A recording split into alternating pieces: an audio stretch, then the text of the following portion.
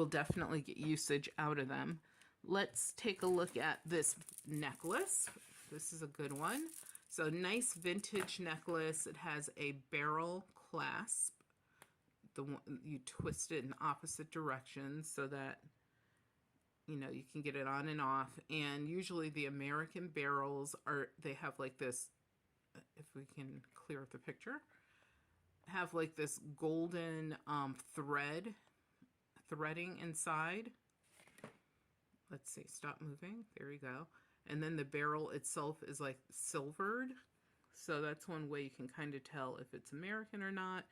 I think that Japan started doing the same thing at some point, and has just a beautiful array of beads. Especially, I love these little swirly ones and the orange ones. To me, that makes it really cool. And then the little caps that are on the black and the swirly beads are very, very neat. I mean, I wish the white beads were not there and it was just full of these fancy faceted black beads, the swirly beads, and the orange. But still, it's a harvest season right now. Just like this will go with many things to your little harvest season celebrations. And this is a necklace, but I mean, obviously the other thing that people do with vintage beaded items is they harvest the beads. I know it's a sacrilege, but they will cut this apart and create something new out of it. Now let's see what else we can, let's look at these. Now when I saw these, I thought, whatever, just throw them in the pile, nothing special. Because I do believe in trying to buy costume jewelry in a lot or in a group versus buying one piece at a time. You get a better value, and hopefully there's some super like hidden treasures in there. And I think that these are kind of like a hidden treasure. First of all, when I first saw them, it was quick and I just thought they were just plain hoops, nothing special. Then when I got home, I looked at them and saw that they have definitely an amazing design to them, which reminds me of something a little bit mid-century modern brutalist for a reason. I don't know, but for some reason. And then when I looked closer, let's see if I can find it. It's right there. It's obvious. They're signed Sarah, and one has an L on it, the other has an R. I thought that was hilarious because they're exactly the same. And I believe the L and the R are so that you know that one is for the left ear, one is for the right ear. Why you would need to know that, I don't know. But the Sarah, I believe, stands for Sarah Coventry. I will be doing a video in the future in regards to Sarah Coventry and how to date it quickly, especially when you're out in the field. So that was really cool to find these because, like I said, I thought when I saw them initially, they were just something to throw into the pile and add to my junk jewelry that I have. I have an entire giant bin of just junk arts and craft, broken. A lot of it is not broken, but I just didn't, it's just nothing that would ever go in my collection. So it goes in this giant bin. And so that's where those were going to go. Well, guess what? They're not going there anymore. And then we have these sterling silver little, what are these called? Studs. There you go. And these are actual pearls. They're misshapen, of course. That's why they were used in this manner. And the rest of it, which kind of looks like one of those swirly twirly shells, is made of sterling silver. The backs, the front, the post, everything is sterling. And these are just a sweet little pair of earrings for, I would say a teenager, an adult. I don't know if I would put these on a small child due to choking hazards, but very pretty pair of earrings. And let's look at another pair of studs while we're at it. These are also sterling silver, and they're in a teardrop design with purple amethyst, which is stunning. The color is just amazing.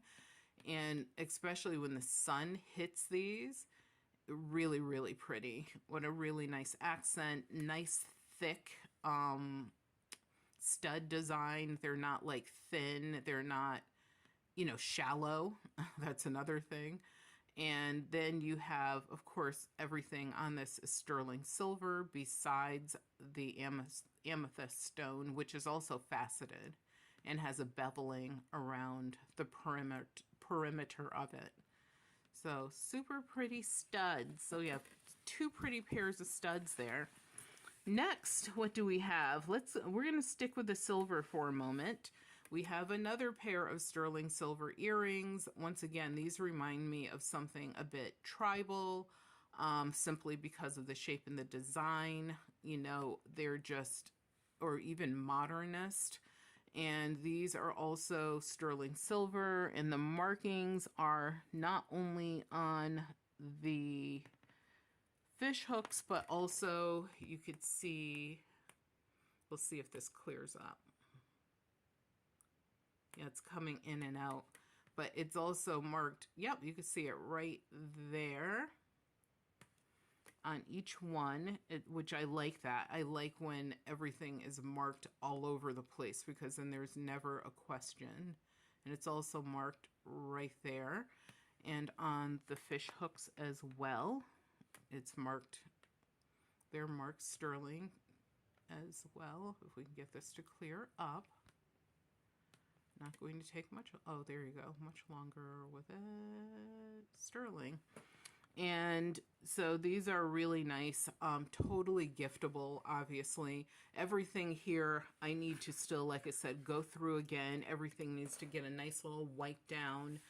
The way that I sort of like clean my sterling silver and costume jewelry is I simply use some witch hazel. I spray it on a cloth, and it's like one of those soft polishing cloths.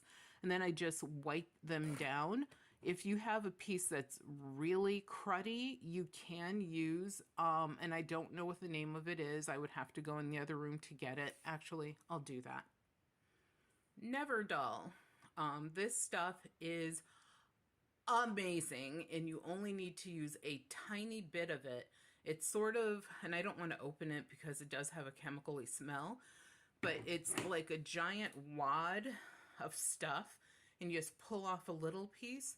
Or even you could, I actually will use a Q-tip and dip it in there, and then use that to kind of clean things up, and then wipe everything down 2 or 3 times to make sure you get the chemical off. But the Never Dull will magically melt away any crud on your silver, on your costume jewelry, or any kind of metal that you're dealing with. My husband used to use this stuff when he was in the military to clean his brasses and such. So it works like a charm, and we use it for household usages as well. So here are a pair of what was supposed to be sterling silver earrings, and I think these are not sterling silver, but the whatever these things, what are they called? I can't think right now. But the whatever these are, they are sterling silver. These are. But the earrings themselves have no markings on them. Even the post, and what I will do when I'm out in the field is I will go like this with my nail to see if I could feel the numbers or letters etched into the post, and there's nothing on these.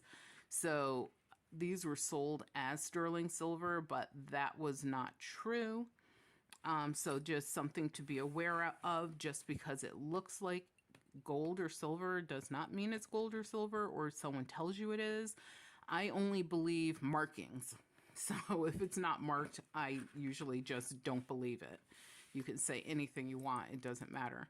And it may even be true, but it doesn't matter to me because I know, like jewelers, usually that's what they're going by. Until you can get the acids to test them, there's no way for you to really know. And there is a machine that is like, I believe 65%, 60% reliable, and telling you if something is solid gold or silver or has a true silver content or not. But even if those items are plated, sometimes the test comes out positive or it could come out negative. So I only really trust the acids. So look at this gorgeous pair of cufflinks. I believe these are probably from the 1960s, probably like 65 through 70, probably that era. And they are not signed, which is kind of odd to me just because they're so well made. And someone would look at these and they would wonder if they were gold, because they do look just like gold, you guys, especially if you're sitting here looking at them in person. They actually do. But another very quick way to figure out if your item is silver or gold is to carry a small magnet with you,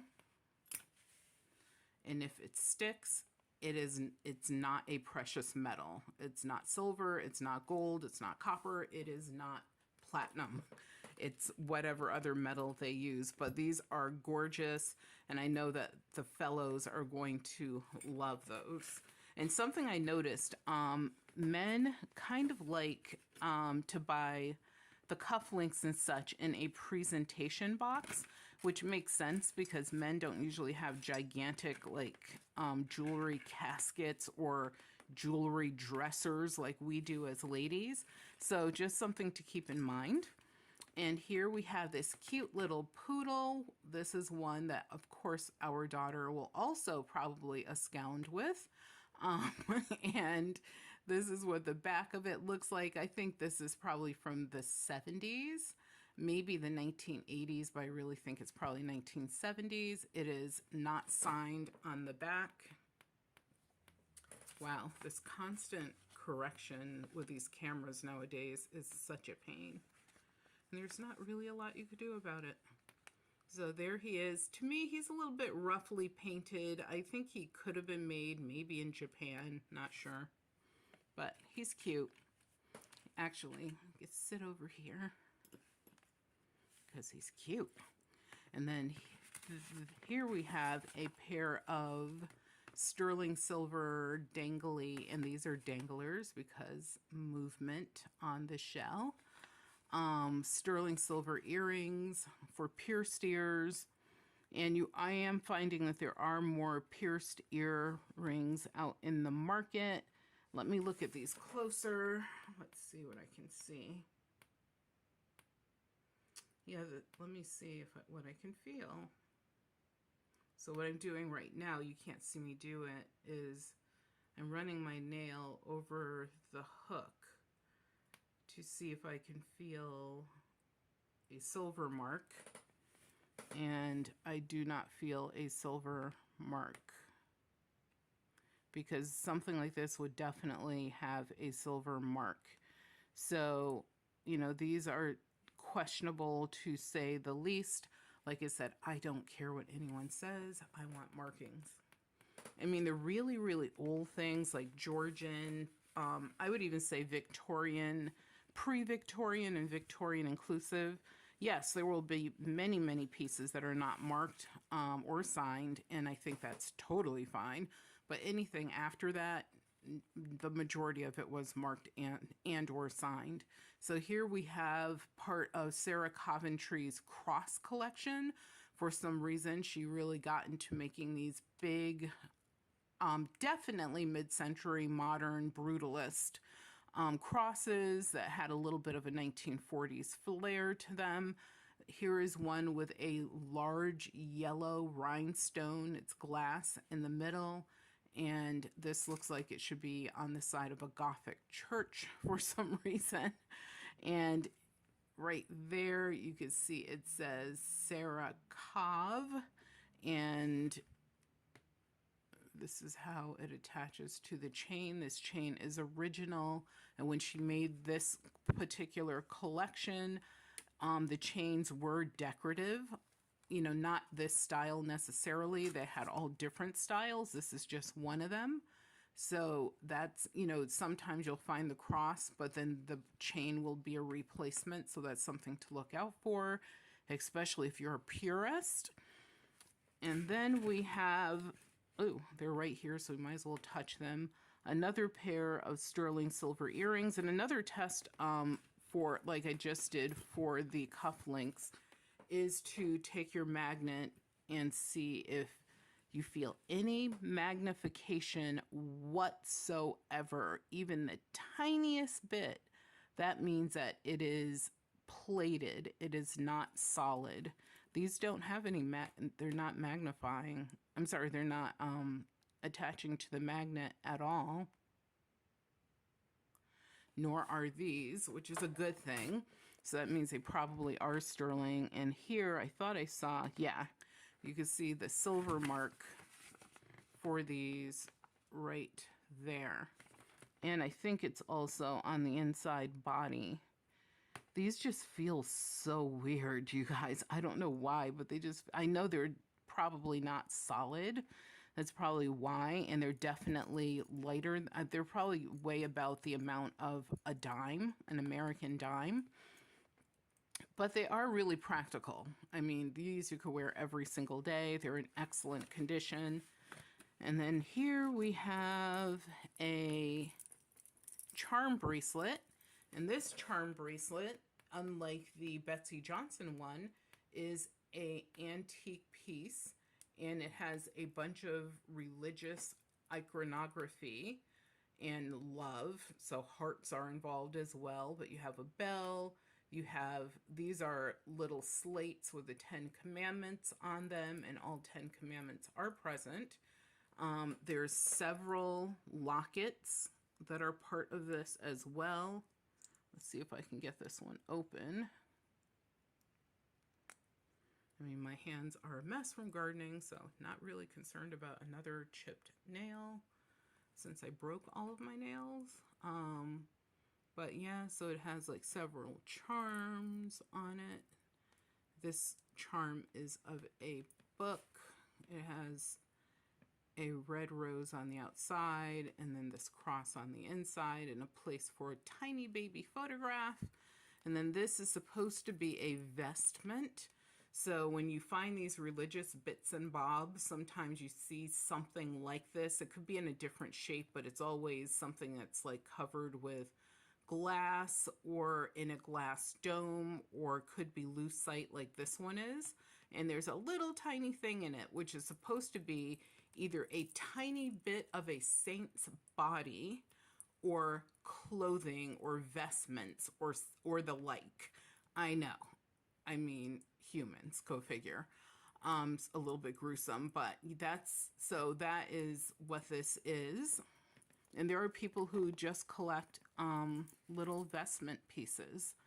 So this bracelet is pretty cool for those that are into religious things, or especially, I don't know, you know, you believe in Jesus, God, whatever, Catholicism. I believe that this is probably from that faith. So there you go. And there's lots of that kind of stuff out in the market. Let's talk about jade for a moment. So here I have a jade ring and I have a bracelet, which will sit right here. And so some of the things that I do struggle with are when I'm out in the field, how do I quickly tell if something is jade or not? First of all, if you have a tiny black light flashlight, you want a small one like this, not a gigantic industrial size one. People will look at you weird and suddenly prices will increase substantially. But one of the things that you want to look at is, does it fluoresce? If it fluoresces or glows, then it is definitely not jade.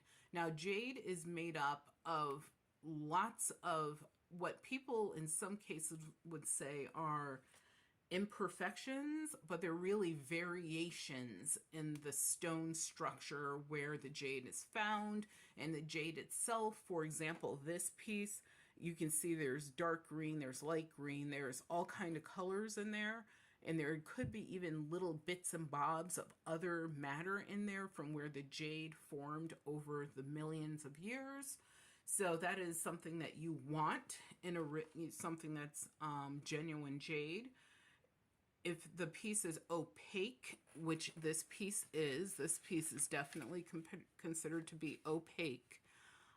You can see it. It's the color. It is what it is. And those are less valuable pieces, pieces that have like a stronger color like this ring does. These are the more desired pieces. And this is not the most desired piece. The most desired would be so green that it would just be amazing to look at, but it should still have variations in it. Like this ring has variations and this bracelet does as well. The other thing is it should not be one solid color. So if you buy a piece of jade and it is pure green with zero variations in it, or just a very few where someone tried to fake it, that is not real jade. Jade always has variations. It is never one solid color. The piece should feel heavy for its size because jade is very dense. So even this ring, I can feel it. It has a little bit of weight to it. Normally something this small, you would be like it's light as a feather. Well, that's a good thing if you're buying something that's not jade. But if it's jade, for its small size or for its large chunky size, it should feel heavy because it is a dense stone. And you can even hear it like click together when it clicks. There should be no air bubbles in the pieces ever. Jade never has air bubbles in it. It should be cool to the touch. So like when you pick this up, it's cold. It is cold and it's in my house, which is heated. So that is a sign that this is a piece of jade. And also when you hold it in your hand, it should take a while to heat up or to get to room temperature or not room temperature, but to body temperature because you're touching it. If you just put it down, it's going to get cold again. That's another thing. Put it down, let it rest, go back to it. Is it still, warm from you touching it, or did it, start getting cool again? That's also a sign, and that's for any size jade. It doesn't matter if it's big, small, or a chip, or a big chunk. What else can I tell you that I do out in the field? That's really it. Those are like the quickest things that you can do when you're out in the field to test whether something is jade or not. And also, jade is like, because if it's made well, when you put it on, there shouldn't be any sharp pieces. There should be no molding marks because jade is not, it's a stone, so it's not something that is molded. And it should also, like here, you can see it, it's not smooth. That's another sign that you might have a real piece of jade. Is jade, because it's a stone, it's not perfect. It's made out of, I call them beautiful imperfections of nature. There should be things in it that kind of give you a clue. If someone is trying to sell you something that is too perfect, but is supposed to be jade, it is probably not jade.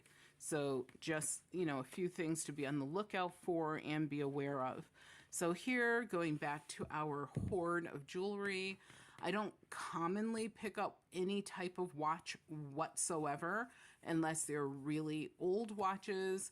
And this one is a Hallmarks USA quartz watch. And if you turn it, this one, it actually clicks. It does not have a minute hand. I was going to say, where's a minute hand? There is no minute hand in this one. I forgot. But this one I thought was really pretty. I love the outside of like this frame around the crystal.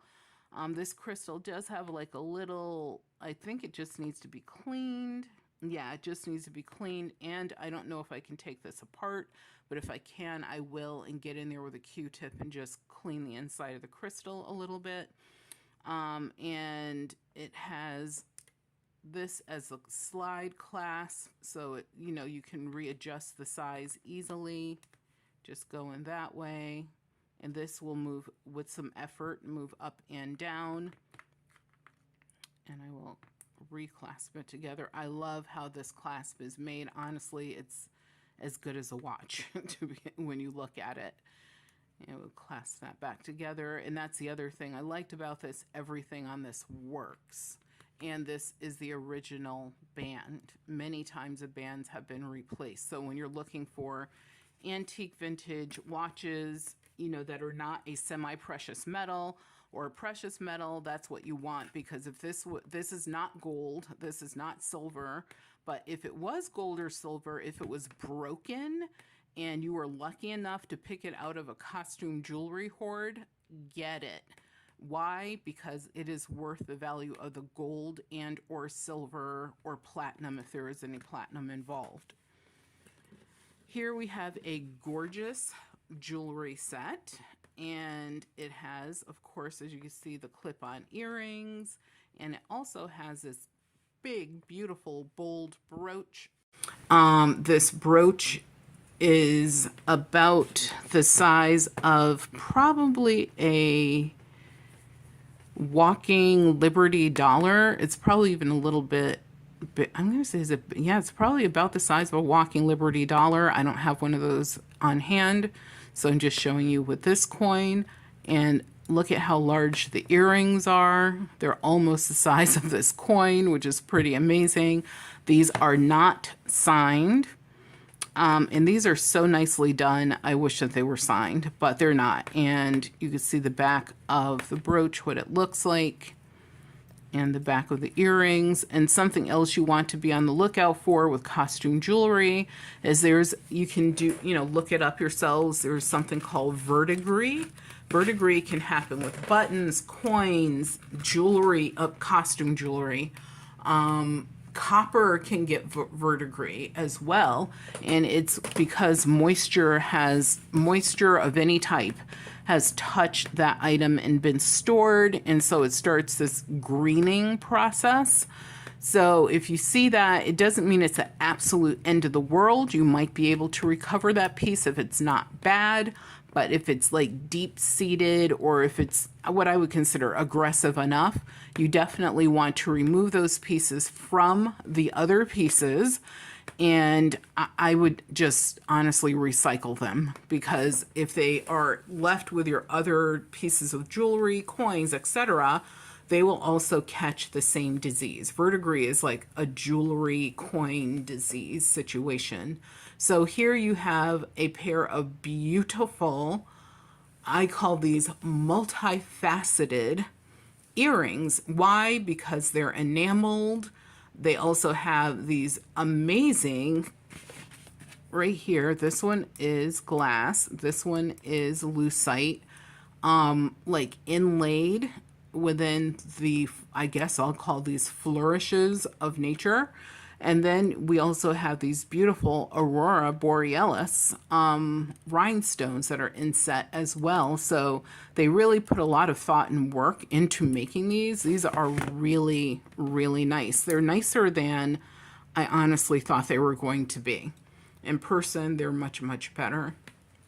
And the other thing to look for with costume jewelry is chipping of the metal. Usually that's going to happen like on the back. So if the metal is chipped, it's not like you can't buy it. And of course, it's not as if you can't wear it, but it definitely lowers the value considerably. When you buy costume jewelry pieces, you want them, unless there's like, for example, if you're missing this rhinestone, but you know you have this rhinestone and you know how to put them in so that it is invisible. Invisible meaning you put it in and no one can tell that it is not original. If it's not invisible, and this is a term that I came up with my daughter, it was pretty funny and cute, is when you can see the glue. So, and that's for whether it be a rhinestone, a pearl, anything. If you can tell that that was not put there by the maker, that's something that is not an invisible repair. And I will show you an example of something that is not an invisible repair coming up. So here we have a set of 1980s earrings. So why am I showing you 1980s earrings? The reason that I'm showing you these is because 1980s costume jewelry is a thing now, you guys. It's vintage and people are buying it and people are looking for it, and more than that, they want it. So if you have, and these are danglers, as that's why I'm dangling, dangling, dangling.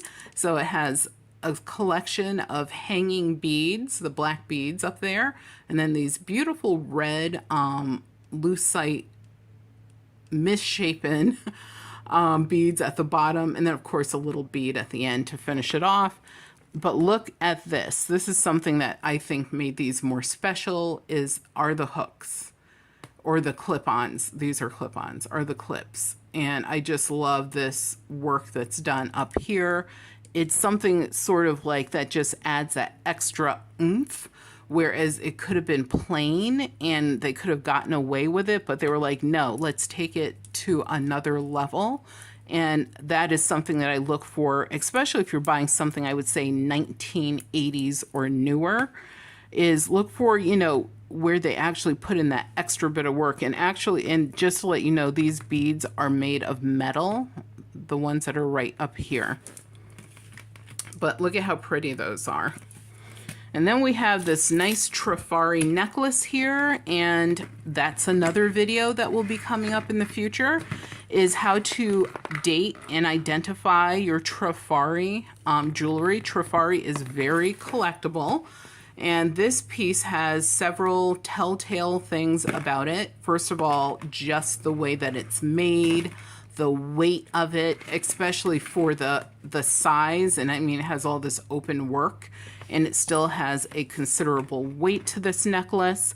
But you can also find the Trifari oops, it's upside down. Trifari signature is right there. Let's get our paper so you can see it easier. So you have the Trifari name there with, I believe that's a C in the circle. And you can see this does not have the crown on it. So this is not Crown Trifari. Crown Trifari is Trifari. All of these things help you date the pieces. So like I said, a video is coming up, but this also has the Trifari hang tag right there.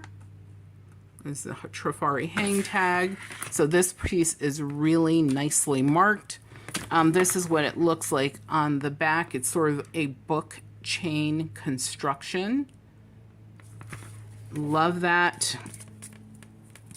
And it doesn't hurt. Like when you put it on, it looks kind of brutalist, but it definitely, you know, feels nice and smooth on the neck. And then here we have a piece of jewelry that was really just tossed in. This is going to go into my junk jewelry pile, but I'll just show it to you anyway, because what I like about this leaf is I do like the movement in it, but what I don't like is all the repair that was badly done right here. And you could tell that these pearls are higher quality, better made than the two pieces at the end that someone tried to add in as what we would call a not invisible repair. I could see glue. I can see it. It just looks terrible. And as a matter of fact, I might. It's going to go in the junk jewelry pile, so I won't waste time with it. But if I was going to keep this, I would definitely take these out, clean up everything, and put in a matching, really nice set of pearls just to, you know, bring this back to life. But it's going in the junk jewelry pile, so I'll even put that on the side. And here is what another example of a not invisible repair. And it's one where you do have to look a little bit closer, but if you're buying this stuff, honestly, you should look closer. And I will even make this a little bit larger. So right here in the center, I can see where this was re-glued. This is old yellowing glue. This pearl apparently fell out, and maybe this one as well, because these two are the two that, especially this one, definitely was replaced. And you can just see the glue right in between there. And actually, yeah, it was 1, 2, and maybe even this one. The rest of the pearls in there look amazing. They're this beautiful light green color. Love the movement of this piece as well. And not only do you have the brooch, but there's also the set of earrings that came with this as well. And these are Sarah Coventry, Sarah Cov, with the C, and also they're marked here with the C in the circle. And let's just put these all in my hand all at one time, because why not, as Connor CJ used to say.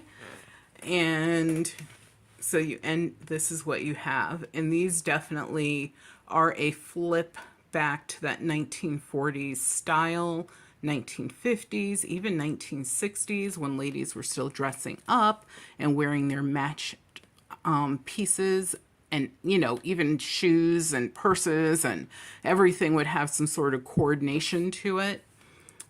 So really nice to have another set. And this one, I am going to do some work on it to bring it back to its original fanfare by sort of getting rid of that not invisible repair and making it invisible. That's all I have to do, and those will be totally amazing again. Oh, something else I want to show you. This is for the fellows. Are these amazing? If I can get I want to actually take the paper off. These are my little notes that I made, but they're a pair of paperweight cufflinks. Now, there's a reason why they're called paperweight cufflinks, and that is because these things are mammoth. They are, let me make this smaller. They are gigantic. So this is a business card, and they're almost the size of a business card. I mean, just look how thick these are and how long and how wide. They have a domed shape, and it makes sense that they're called paperweight cuff links, and that's because they have this millefiori work. And I think that the whole idea of this design came from actual paperweights. These are very heavy, so you would want to definitely wear a structured garment. I could actually see someone using one of these at the throat of a garment, as long as you had like the double holes going through it, and you could wear this like, to top off a cape or something.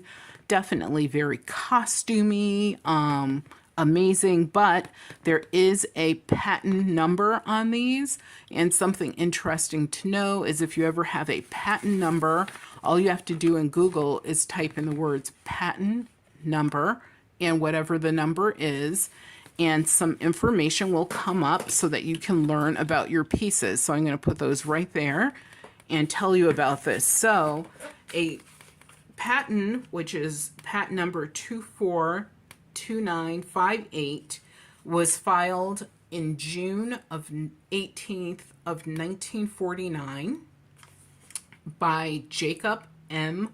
Oldak, O-L-D-A-K, in Brooklyn, New York. The patent on this design, it expired in 1966.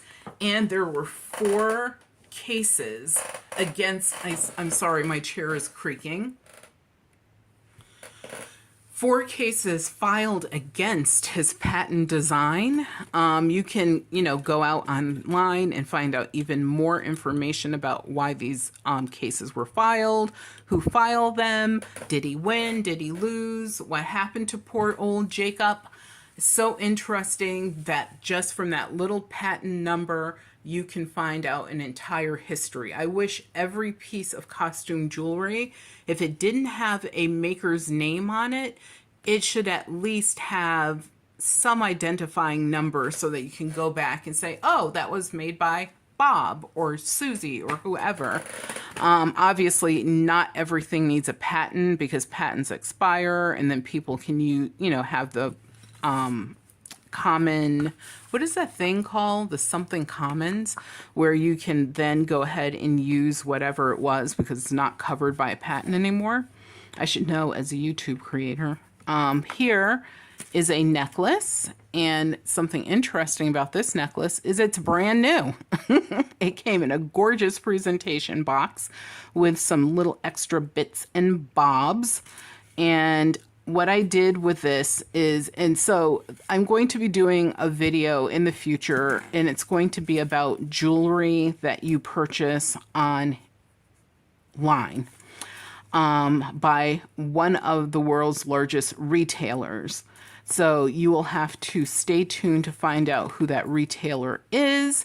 And I will, have tested things so we could see, is this 100% solid sterling silver? It was sold as 925 silver, which in the United States is sterling silver. Is it, or is the whole thing a fraud? Is part of it a fraud? Which parts of it are real? Which parts of it are not real? That video will be coming up as well. Very important video, especially if you buy jewelry from large retailers online. You want to know what you are getting and is it as they described it. And you can see that lobster claw there. And I mean, and some of the stuff is, look at it, it's pretty. There's nothing wrong with this design. It's very well made, but is it what it appears to be? And like I said, most of it comes in a gorgeous presentation, which kind of leads people to believe more so that it is authentic, and it might not be authentic. So I got this basically, honestly, for the beads. Beautiful black piece of, it almost reminds me of mourning jewelry, like MOURNING, death jewelry. But what I loved were these giant faceted black beads. They're so well done and they show up so amazingly, the detail. And in between there's like little black seed beads. I know this is not an old piece because it has a really ample lobster claw on it. But sometimes, like I said, we buy things just for the beads. And if you're a junk journalist, a mixed media artist like I am, then you know that you have many thoughts as to how you can use these. But if you're someone who also creates jewelry, hello, why go to the store and buy brand new beads when you can get higher quality antique vintage beads out in the field, and it will cost you very little or just as much as you would have spent at a craft store. Get the real thing. Oh, we have a couple more things to look at here. This pair of Coro earrings is to die for. Okay, let's not die. But they're really gorgeous. Let me show you where they're signed. Signed right there. It says, wait, can you see it? It says Coro on each one. And these are really pretty stunning, especially for their age. The condition, everything is original. There are no repairs that I can see. Everything matches perfectly, which is what you want. And they're signed, obviously, which is an amazing extra bonus. And I love, once again, that pure blue. But then you have the lighter blue down here. Coro. Definitely a name you want to always be on the lookout for. Let's let those sit in the sea of black beads. And then the final thing I will show you, and thank you guys for sticking around this long. If you're still here, please let me know which were your favorite items that I showed you today. And if you had a choice, which ones would you want for your own collection? Which ones would you wear? If there's anything you really hated and you're like, who would wear that? Please let me know that as well. I would just love to know what your opinions are. But look at this gorgeous set of floral clip-on earrings. And yes, in the vintage days, people really didn't have pierced ears. They were dealing with disease and they were dealing with germs, and also who wanted to be in pain on purpose. So most of the earrings were clip-ons for the vintage ones. But you have the two rhinestones on each earring poking up out of the center of the flower. And then you have these gorgeous little stems and the leaves down below. These need a little bit of work. There's some discoloration. There's a little bit of missing enamel in the center. And I am going to clean these up and see where I am and, what I can do, if anything, to, give them a little more life. But the way that they are, I think, just clean them up a bit, I think is great. And also, they're pretty sizable. They're not heavy at all. They're just, pretty chunky. But they're very light, which is a great thing. And these are by Pakula, Pakula,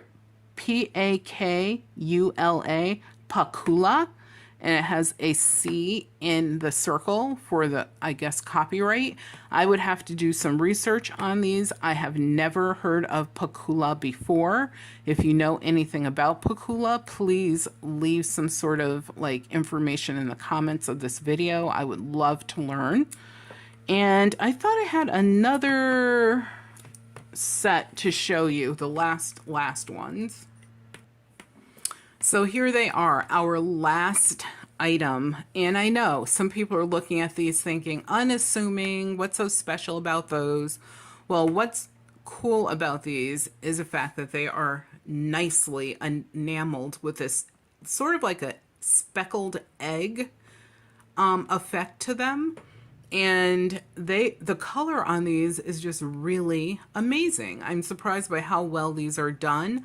They're clip-on domed earrings. They have a pretty substantial dome on them. And the size is, again, pretty large and in charge. And they are signed on the back. And let's see if we can show that to you guys. And they say Marcy Feld. So that's Marcy, F-E-L-D. I have never heard of Marcy Feld before. This is what the back looks like. And I can't wait to do some research on these to find out more about Marcy Feld. So if you know anything about that maker, please, of course, leave any comments down below.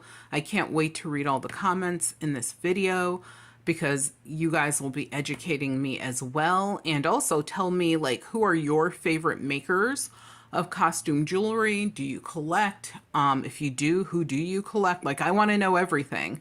That would be so much fun. And I can't keep everything. So some of the things that you see will be out in the marketplace at some point for sale, along with hundreds, if not thousands of pieces of my other jewelries that I have. And I have all different shapes, designs, colors, makers, etc. And I am really trying to whittle my collection. And I'm telling you guys, I don't even know how many pieces I have. I don't even count. I think it was maybe 12 years ago I counted. And then I was like, why am I wasting my time counting this stuff? There's so much of it. But I am trying to whittle it down just to the pieces that I want to wear often and for the rest of my life. And I do wear this type of jewelry along with my authentic, real gold, real silver, real platinum jewelry. And it's just a mixture. And there are many, many, many comments. So, compliments as comments, I should say. So this stuff is still usable. It's still special. It's still amazing. It's, part of our history in a way. You can kind of read what was going on at some points just through the materials, the makers, and the designs. And that's what makes it so much fun. And as I stated in this video, I have some videos coming up that will only concentrate on a single maker or designer. And I hope that you guys will tune in for those. Please click the bell notification so that you know when a new video is out. You will be the first to know. If anything special is happening, you will, of course, be the first to know. And also, I do giveaways, you want to be the first to definitely know that, because those are all first come, first served. And I definitely want you, my loyal viewers, to be first in. Thank you to everyone that's returned to the channel to watch these videos. Thank you to all of the people that are brand new to the channel. I really appreciate that, and you know it.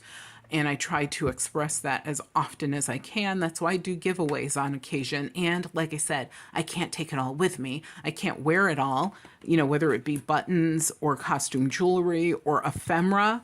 I'm a sharer by nature, so why not get some of the share?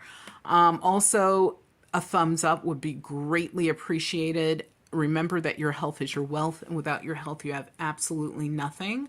So please, please, please take care of yourselves and enjoy every moment of your day.